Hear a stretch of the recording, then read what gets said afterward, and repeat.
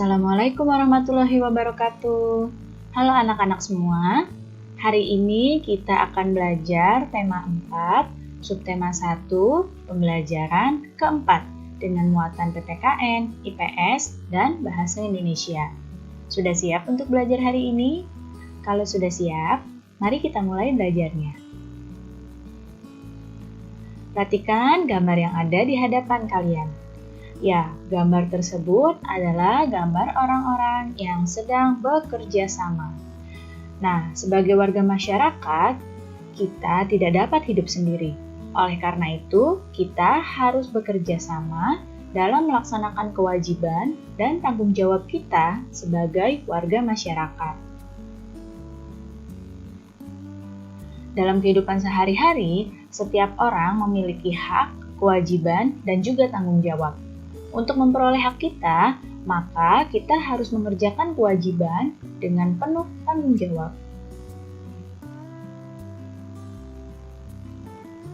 Nah, berikut adalah contoh tanggung jawab sebagai warga masyarakat. Yang pertama adalah gotong royong membersihkan lingkungan. Yang kemudian yang selanjutnya, menjaga keamanan dengan ronda malam. Berikutnya, membuang sampah di tempat sampah. Selanjutnya, menolong tetangga yang membutuhkan bantuan. Serta contoh yang lain adalah menjalin hubungan harmonis dengan semua orang. Ini hanyalah beberapa contoh tanggung jawab sebagai warga masyarakat. Masih banyak lagi hal-hal yang lain yang merupakan tanggung jawab kita sebagai warga masyarakat. Seluruh tanggung jawab warga masyarakat dapat menciptakan keharmonisan dan persatuan apabila dilaksanakan dengan penuh tanggung jawab. Nah, lihat di sini ada sekelompok anak yang sedang belajar bersama. Jadi, Siti, Dayu, Beni, Edo, Lani, dan Udin, mereka adalah teman satu kelompok. Mereka sedang mengerjakan tugas kelompok untuk membuat pantun. Mereka bekerja sama dengan baik. Tidak ada satu anggota pun yang tidak melaksanakan tanggung jawabnya dalam kelompok tersebut. Nah, setelah bekerja sama, inilah hasil pantun yang dibuat oleh mereka. Yang pertama, burung camar di tepi pantai. Pantai indah banyak ombaknya. Jadilah kamu anak yang pandai, sudah pasti banyak temannya. Nah, tugas yang pertama mereka membuat pantun yang ini. Kemudian selanjutnya tugas yang kedua, pantunnya, indah nian burung kakak tua, terbang tinggi tanpa ragu. Telah lama tidak bersua, hati sedih karena rindu. Berikutnya, tingkap papan kayu persegi, sampan sakat di pulau angsa, indah tampan karena budi, tinggi derajat karena bahasa. Yang pertama ini adalah pantun jenis pantun kanak-kanak. Yang ini. Kemudian, pantun yang kedua ini adalah jenis pantun muda. Dan pantun yang ketiga adalah jenis pantun tua. Kita ingat kembali apa itu jenis pantun kanak-kanak, pantun muda, dan juga pantun tua. Yang pertama, penggolongan pantun ini sesuai dengan siklus kehidupan. Ya, yang pertama ada pantun kanak-kanak.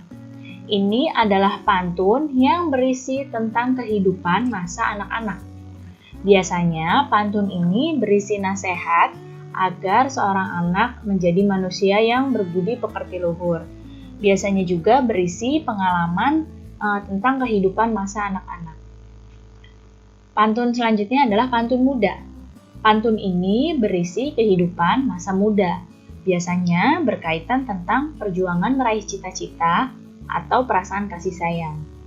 Kemudian, pantun yang selanjutnya adalah jenis pantun tua, yaitu pantun yang biasanya berisi nasihat dari orang tua kepada anaknya.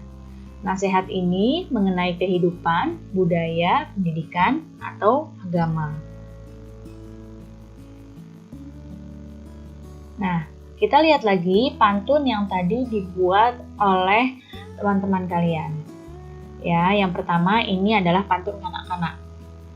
Pada pantun ini kita bisa melihat pantun ini berisi nasihat agar seorang anak menjadi manusia yang berbudi pekerti luhur, ya. Nah, di sini bisa dilihat dari baris ketiga dan baris keempat. Nah, jadilah kamu anak yang pandai, sudah pasti banyak temannya. Di sini maknanya bahwa jika kita menjadi pandai, maka akan memiliki banyak teman. Nah, pantun ini adalah jenis pantun anak-anak. Kemudian tadi pantun yang kedua, kita lihat di sini baris ketiga dengan baris keempatnya. Pantun muda. Di sini telah lama tidak bersua, hati sedih karena rindu. Nah, ini isinya tentang perasaan, ya. Nah, ini tentang kehidupan masa muda. Jadi kita bisa kelompokkan ini ke dalam pantun muda. Selanjutnya, pantun tua. Nah, pantun tua ini kita lihat di sini, indah tampan karena budi, tinggi derajat karena bahasa. Nah, pantun ini isinya pesan dari orang tua untuk anaknya. Ya, jadi mengenai kehidupan. Maka pantun ini termasuk penggolongan pantun tua. Nah, maknanya dari pantun tua ini adalah kita bisa terlihat indah dan bagus karena budi pekerti kita, dan juga tinggi derajat kita karena bahasa kita atau tutur kata kita yang baik.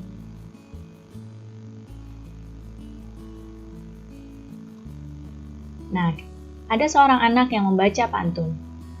Merah muda baju si bibi, di tangannya ada bayam seikat. Masalah warga datang bertubi, berkumpullah untuk mufakat. Manusia itu selalu berinteraksi dengan orang lain. Setiap anggota masyarakat menjalin interaksi untuk mencapai tujuan bersama. Interaksi yang baik akan menciptakan masyarakat yang rukun dan dapat mempererat persatuan bangsa kita.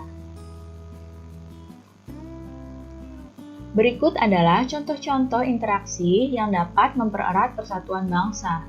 Yang pertama, contoh interaksinya membiasakan musyawarah mufakat dalam mengambil keputusan. Kemudian contoh yang berikutnya, membiasakan tolong-menolong antar warga masyarakat.